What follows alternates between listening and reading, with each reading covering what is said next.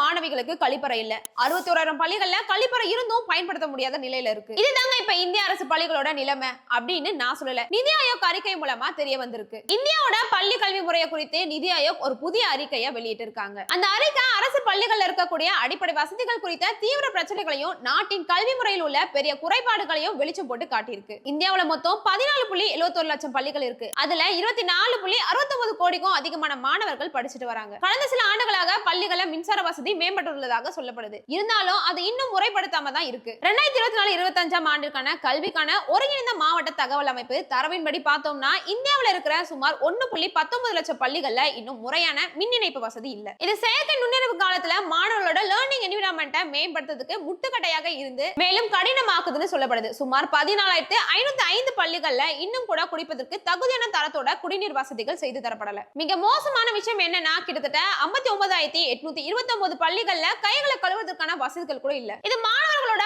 ஆரோக்கியத்தையும் சுகாதாரத்தையும் நேரடியா பாதிக்குது. தொலைதூரம் மற்றும் குறைந்த மக்கள் தொகை கொண்ட பகுதிகளில் உள்ள ஒரே ஒரு ஆசிரியர் மட்டுமே பல வகுப்புகளை கவனிக்கத்தோடு இல்லாம நிர்வாக பொறுப்புகளையும் சுமக்க வேண்டிய கட்டாயத்தில் இருக்காங்க. கல்விக்கான ஒருங்கிணைந்த மாவட்ட தகவல் அமைப்பு தரவுப்படி பார்த்தா இந்தியாவுல 1 லட்சத்துக்கும் அதிகமான பள்ளிகள்ல ஒரே ஒரு ஆசிரியர் கொண்ட மட்டுமே இயங்கிட்டு வருது. இது நாட்டோட ஒட்டுமொத்த பள்ளிகள்ல 7% அதிகமா இருக்கு. இது மாணவர்களுக்கான தனிப்பட்ட கவனத்தை குறைக்கிறதோடு கல்வியின் தரத்தையும் பாதிக்குது. நாடு முழுவதும் சுமார் 7,993 பள்ளிகள்ல ஒரு மாணவர் கூட சேர்க்கப்படலன்னு இந்த அறிக்கையில பதிவாயிருக்கு. இதுல அதிகபட்சமா மேற்கு வங்கம் மற்றும் தெலுங்கானா மாநிலங்கள் முன்னிலையில இருக்கு. ஒரு மாணவர் கூட இல்லாத போதும் பழைய ஆண்டுகளின் அடிப்படையில இந்த பள்ளிகளுக்கு தொடர்ந்து நிதி ஒதுக்கப்படுது. இந்த தரவுகளை முந்தைய ஆண்டுகளோட ஒப்பிடும்போது பள்ளிகள்ல மாணவர்களோட இடைநிற்றல் எண்ணிக்கை குறைஞ்சிருக்கிறதா சொல்லப்படுது. இருந்தாலும் மேல்நிலை கல்வி அளவில் 11.5% மாணவர்கள் கல்வியை பாதிலேயே கைவிடும் சூழல் நிலவி வருது. அதே நேரத்தில் கடந்த 2005 அரசு பள்ளிகளில் 21% இருந்த மாணவர் சேர்க்கை 2024-25 49.24% குறைஞ்சிருக்கு. சமக்கர சிக்ஷா போன்ற ஒன்றிய திட்டங்களுக்கு கீழே மேற்கொள்ளப்பட்டுள்ள பள்ளிகளின் ஒருங்கிணைப்பு மற்றும் சீரமைப்பு நடவடிக்கைகளே இந்த எண்ணிக்கை குறைவுக்கு காரணம்னு இந்த அறிக்கையில தெரிவிக்கப்பட்டிருக்கு.